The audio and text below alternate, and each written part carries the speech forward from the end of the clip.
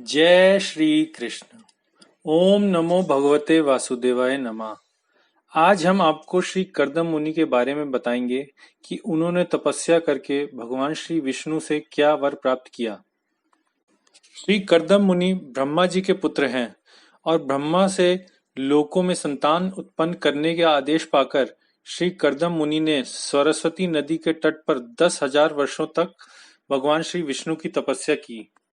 तब सतयुग में कमल नयन पूर्ण पुरुषोत्तम भगवान ने प्रसन्न होकर श्री कर्दम मुनि को अपने उस दिव्य रूप का दर्शन कराया जिसे वेदों के माध्यम से ही जाना जा सकता है। श्री कर्दम मुनि ने सूर्य के समान तेजोमय श्वेत कमलों तथा कुमुदनियों की माला पहने पूर्ण पुरुषोत्तम श्री भगवान के सनातन रूप का दर्शन किया। जब श्री कर्दम मुनि ने पूर्ण पुरुषोत्तम भगवान का साक्षात दर्शन किया तो वे अत्यधिक तुष्ट हुए क्योंकि उनकी दिव्य इच्छा पूर्ण हुई थी। वे श्री भगवान के चरण कमलों को नमस्कार करने हेतु नतमस्तक होकर पृथ्वी पर गिर पड़े। उन्होंने हाथ जोड़कर स्तुतियों द्वारा श्री भगवान को संतुष्ट किया। उन्होंने कहा कि हे परम पूज्य भगवान, समस्त अस्तित्वों के आधार, आपका दर्शन प्राप्त करके मेरी देखने की शक्ति सार्थक हो गई। उन्होंने कहा, मैं ऐसी समान स्वभाव वाली कन्या से विवाह करने की इच्छा लेकर आपके चरण कमलों की शरण में आया हूँ, जो मेरे विवाहित जीवन में मेरी इच्छाओं को पूरा करने में कामधेनु के समान सिद्ध हो सके। आपके चरण प्रत्येक वस्तु को देने वाले हैं क्योंकि आप कल्प वृक्ष के समान हैं।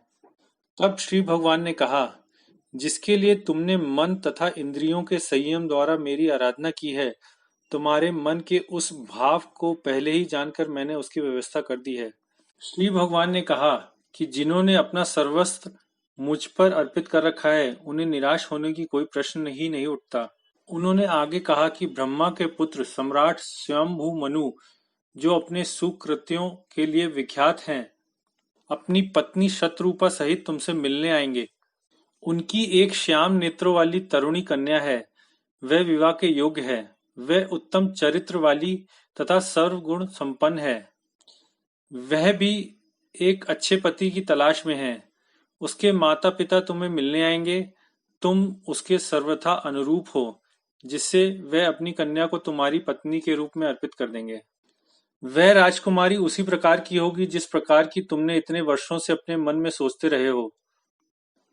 वह शीघ्र ही तुम्हारी हो जाएगी और वह जी भर कर तुम्हारी सेवा करेगी। वह तुम्हारे द्वारा 9 पुत्रियां उत्पन्न करेगी और यथा समय इन कन्याओं से ऋषिगण संतानें उत्पन्न करेंगे।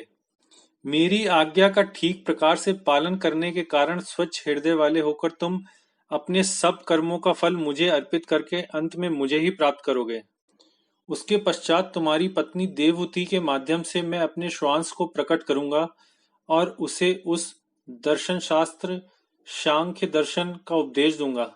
श्री कर्दम मुनि को यह वर देकर भगवान वैकुंठ जाने वाले मार्ग से प्रस्थान कर गए।